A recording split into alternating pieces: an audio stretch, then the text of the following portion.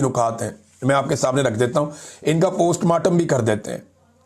ये 3 चीजें हैं जो कहा जा रहा है कि जी इमरान खान साहब की पार्टी पे पाबंदी इनकी बुनियाद पे लगाई जाएगी। Number 1 foreign funding, number 2 Imran Khan के फील्ड मार्शल के हवाले से बयानात, नंबर 3 9 मई को जवाज बनाकर पीटीआई पर पाबंदी। ये 3 है।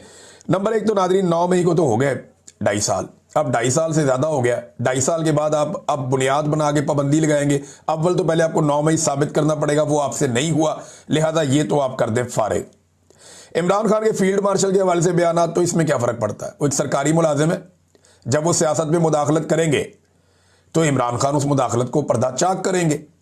जब वो सियासत में आकर पंगे लेंगे, और बज़ाहिर सबको नजर आ रहा है, जब डीजीआई एसपीआर 2-2 घंटे की बैठ के प्रेस कॉन्फ्रेंस करेंगे, तो फिर किस बुनियाद पे, जब आप तनकीद कर सकते हैं सियासी लीडर्स के ऊपर, जब आप सियासत के अंदर आ सकते हैं, तो सियासतदान वापस आपको जवाब क्यों नहीं दे सकते?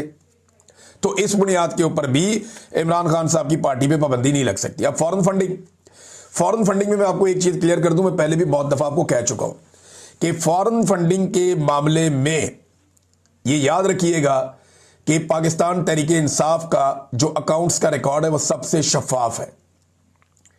बाकी पॉलिटिकल पार्टीज का तो बेड़ा ही गर्क है, यानी इतना फर्क है कि आप सोच भी नहीं सकते। तो अगर फॉरेन फंडिंग में पाकिस्तान तहरीके इंसाफ फारिग होगी ना, तो पाकिस्तान में एक भी बड़ी सियासी जमात नहीं बचेगी, क्योंकि तहरीके इंसाफ का रिकॉर्ड तो कभी ना कभी वो साबित कर ही देंगे जब भी हालात बेहतर होंगे। ये बाकी लोग कभी भी अपना रिकॉर्ड साबित नहीं कर सकते और इनके ऊपर पक्की पक्की पाबंदी लग जाएगी। तो ये 3 चीजें इन्होंने इकट्ठी की थी, तीनों चीजें मैंने आपके सामने रख दी हैं। इमरान खान